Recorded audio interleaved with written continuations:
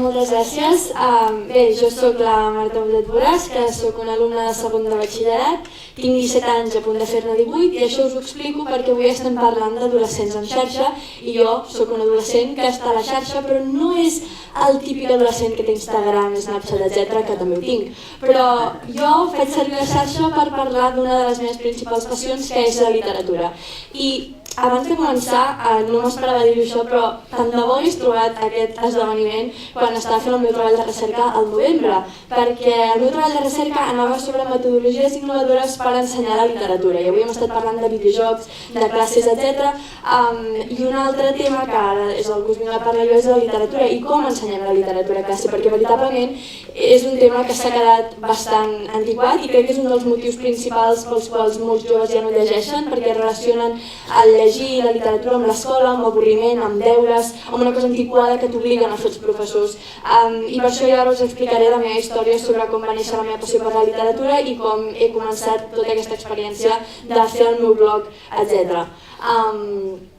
Per això crec que aquesta conferència aquest esdeveniment a mi m'hauria ajudat moltíssim en el meu treball de recerca i crec que molts de vosaltres us podrà ajudar perquè he descobert totes coses genials. Per exemple, demà tinc un examen d'història i tant de bo a mi em fessin les coses que feu vosaltres a classe perquè veritablement transformaria l'educació d'una manera brutal i sent un alumne avui en dia estant a classes de batxillerat em fa molt de greu estar a punt de marxar de l'escola perquè m'encantaria veure aquests canvis produïts en les meves aules i espero que es puguin arribar a fer pels alumnes que venen darrere meu. Aleshores, la meva història comença des de ben petita, ja que aquesta soc jo amb uns quants mesos. El meu entorn a casa meva sempre ha sigut molt lector. Els meus pares llegeixen molt i em van transmetre el seu amor per la literatura des que jo era ben petita. Em va explicar històries abans d'anar a dormir, he tingut els pop-up books, els llibres que es poden ficar a la banyera, els llibres que els deus en ganxines, vull dir, qualsevol tipus he tingut, perquè per mi el llibre sempre ha sigut un objecte conegut i crec que avui en dia això és una cosa que es perd molt en les cases 2.0 perquè és molt més fàcil donar un iPad que no pas donar un llibre i haver de col·laborar amb el nen i explicar-li la història, sinó que amb l'iPad ell sol va fent i ara ja ho saben fer des de ben petits. Però crec que és molt important que no es perdi aquesta connexió amb els pares explicant llibres als nens petits, perquè si no ens trobem com el típic vídeo aquell, no sé si l'heu vist, un vídeo d'una nena petita que li donen una revista i es posa a clicar així i intenta passar les pàgines i clar, no pot perquè no és un iPad, és una revista en paper. I per això jo em sento molt afortunada d'haver tingut aquesta educació lectora a casa perquè m'ha convertit en la lectora que sóc avui en dia, que és algú que ha estat llegint tota la seva vida. Tota aquesta passió per la literatura em va portar als 11 anys, com han dit, a crear un blog, però la història de creació d'aquest blog és més llarga perquè jo tenia, a part de la literatura, tinc altres hobbies i sempre m'ha agradat molt el tema més o menys de l'espectacle i de les coses digitals i de la comunicació audiovisual, etc. Aleshores, jo amb la meva millor amiga, quan fèiem cinquè de primària, vèiem una sèrie que es deia iCarly i ens agradava molt perquè feien una websèrie. I vam dir, ara nosaltres ho volem fer. I aleshores vam decidir crear un blog a Blogspot i ens gravàvem vídeos de nosaltres, els editàvem i els penjàvem a YouTube i vam muntar tot un show. Però ens costava molt mantenir-lo perquè vivíem separades i quedar quan teníem uns anys era més difícil i aleshores vaig decidir que jo començaria el meu propi blog que pogués mantenir jo sola. Però quan estava pensant sobre què fer-lo no se m'acudia res exactament perquè m'agradaven moltes coses i un dia estava tornant de classe de francès amb el meu pare i em va dir per què no fas de llibres? I clar, a mi això és una cosa que em va sorprendre perquè no m'esperava, o sigui, els llibres per mi eren una cosa bastant normal, no sabia per què havia de parlar d'ells a internet. Però com més hi pensava, més me n'adonava que hi havia alumnes de la meva classe que preferien fer moltes altres coses abans que llegir, qualsevol altra cosa abans que llegir. I a mi, que m'agradava molt llegir, i fins i tot les meves pròpies millors amigues em deien però per què llegeixes tant? És que és molt avorrit, no sé què.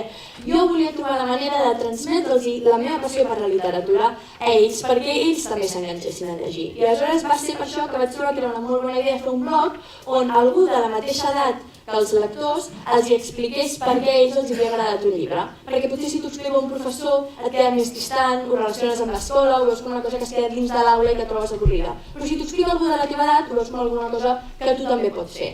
I va ser per això un dels principals motius. L'altre va ser que, encara que tingués 11 anys, sabia que internet arribava a tot el món. I aleshores vaig veure l'oportunitat de fer aquest blog com parlar amb altres lectors als que també els agradava llegir. Per tant, no només es tractava de la gent que no tenia passió per la literatura, sinó també aquella gent que sí que en tenia. I aleshores jo començava els meus posts dient: hola lectors del món, avui us vinc a parlar de Jerónimo Stilton, de la Tina Superbruixa, dels llibres que llegia en aquella època. I va ser així com va néixer el meu blog Recomanacions de llibres infantils i juvenils. Jo vaig dir infantils i juvenils perquè sabia que el continuaria durant molt de temps i encara que fos infantil en aquell moment sabia que en faria de juvenils, per tant, pensant en antelació. I a través d'aquest blog vaig començar a penjar ressenyes de per què a mi m'havia agradat un llibre i de per què tu te'l podies llegir. Intentant interactuar, com he dit, no només amb els que no els agradava llegir, sinó preguntant què és el que més t'ha agradat d'aquest llibre, perquè gent que també se l'hagués llegit em pogués dir les seves opinions i ho poguéssim comentar junts. I poc temps després d'haver creat el blog, una setmana o així, em vaig adonar que, tot i m'agradava molt escriure, volia fer alguna cosa més, perquè m'agradava molt parlar i m'agradava molt l'espectacle i aquestes coses, i a casa meva, per exemple, a vegades muntava programes de televisió i jo anava parlant per la casa i no m'estava veient ningú, però era igual. I en aquell moment també la meva mare sortia per la tele parlant de llibres i aleshores vaig pensar: doncs jo faré el meu propi programa de televisió de llibres, però a casa meva. I vaig transformar tot el meu menjador en un plató de televisió, vaig enganxar llibres pels llocs, ho anava decorant tot, aleshores vaig fer que els meus pares em gravessin, no tenia trípode, aleshores havien d'estar ells així amb la càmera gravant-me, i jo parlava durant un quart d'hora, 30 minuts, que això per un vídeo de YouTube és bastant, i jo anava parlant d'això, del Jerónimo, de la Tina, del Wattpad, de la penya dels tigres, i tots els llibres que m'agradaven en aquell moment, i després això ho passava. És important perquè jo em vaig dibuixar una pancarta, perquè els presentadors de televisió tenen tots una cosa que van portant aquí, una pancarteta on tenen coses apuntades. Jo no hi tenia res apuntat, però simplement havia fet un dibuix i trobava que li donava un toc molt professional al meu programa si portava això, i simplement ho anava movent pels llocs perquè em feia sentir més guai. I aleshores, després d'això ho passava al meu ordinador i vaig començar a editar un iMovie, que va ser el meu primer programa d'edició, i aleshores simplement a través de tot aquest procés ja feia moltes activitats que altra gent no fa, venia tot el procés de pensar el programa, de què diria, de decorar-ho, després jo parlar, després portar-ho a l'ordinador i editar-ho i després penjar-ho i veure els comentaris de la gent i interactuar amb ells. I va ser així com va néixer el meu canal de YouTube, i ara és molt interessant poder veure tota aquesta evolució que he fet, com vaig començar quan tenia 11 anys i com ara continuo quan estic a punt de fer-ne 18, com han canviat les meves opinions respecte als llibres que llegeixo, com he evolucionat jo parlant, la meva comoditat davant de la càmera, el tema de l'edició, i per això he fet un petit vídeo de recopilació dels 3 moments que es poden veure del meu canal fent ressenyes, ja que primer començo amb uns programes llargs, això d'un quart d'hora. Després vaig passar a un format més dinàmic, que es deia clips de lectura, que és on parlava jo de llibres, però durant 3-5 minuts, perquè me'n vaig adonar que els vídeos que triomfaven més a YouTube eren els que eren més curts i més dinàmics, fins a l'actualitat en el que, això es pot veure com he canviat jo dins del món dels vídeos, per tant, si podem posar el vídeo.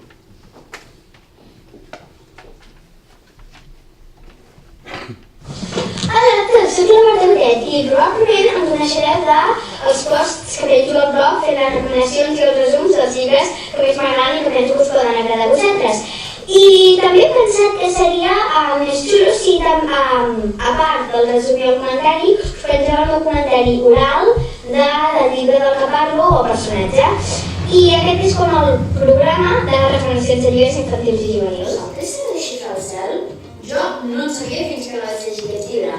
El cel ens indica el nostre camí i el vent el nostre destí. Només s'ha de saber llegir. Això tampoc sabíeu? Doncs bé, la manera de saber-ho és agafant-vos de la mà del pet i llegint aquesta història. Avui us recomano Clàudia, actriu de... Amor, festes, diners, fotos, famosos... Tot el que tots voldríem tenir. Qui no vol viure una vida de Gossip Girl? Doncs potser aquesta és l'Avery, o la Neda, o l'Eris, o potser aquests la volen, com la Riley o el Watt. Aquests són els protagonistes del llibre del qual estem parlant avui, que és La planta mil, de Catherine McGee, a Clips de lectura. Com he dit, el primer vídeo tenia 11 anys, el segon em sembla que en tenia 13, a punt de fer-ne 14, i aquest el vaig gravar al setembre. I aquí és on va començar més la meva carrera com a booktuber, que si alguns de vosaltres no sabeu què és no passa res perquè jo quan vaig sentir aquest nom no sabia què era. I va ser això, a partir del 2014 que em van dir que existia una cosa que es deia booktubers. Jo, doncs, sincerament, no en tenia ni idea. Ho vaig buscar a YouTube i me'n vaig adonar que un booktuber és una persona que penja vídeos a YouTube parlant de llibres. I clar, va ser un moment en el que vaig veure que jo era una persona que penjava vídeos a YouTube parlant de llibres.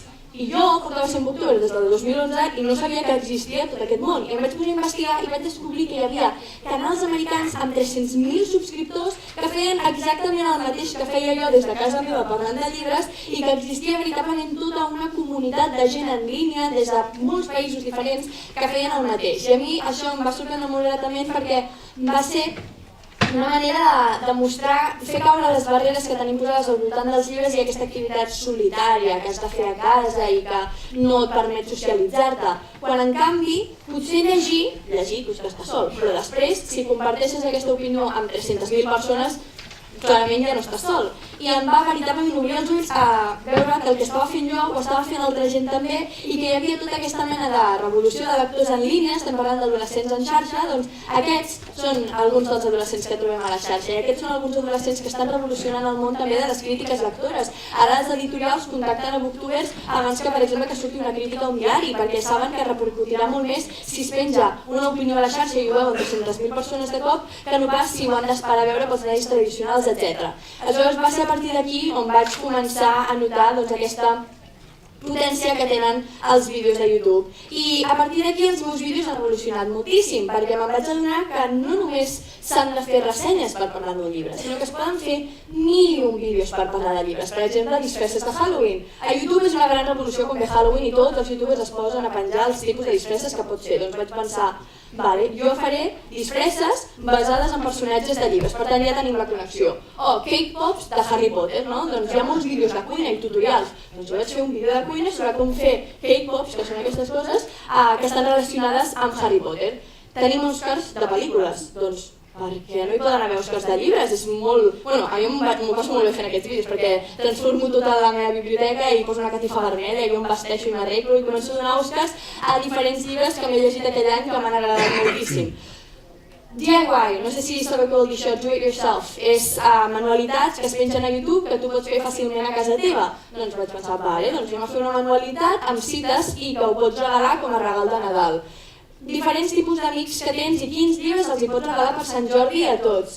Challenges, que és això, al món de booktubers també me'n vaig adonar que existia tota aquesta comunitat bàsicament perquè hi havia coses com els challenges o les tags, que és quan tu fas un vídeo i etiquetes a un altre booktuber i aleshores aquell n'etiqueta un altre i es va fent tota una línia a través de vídeos. Doncs aquí vam fer una trobada de joves lectors que es deia Infinite Book Challenge parlant dels joves lectors.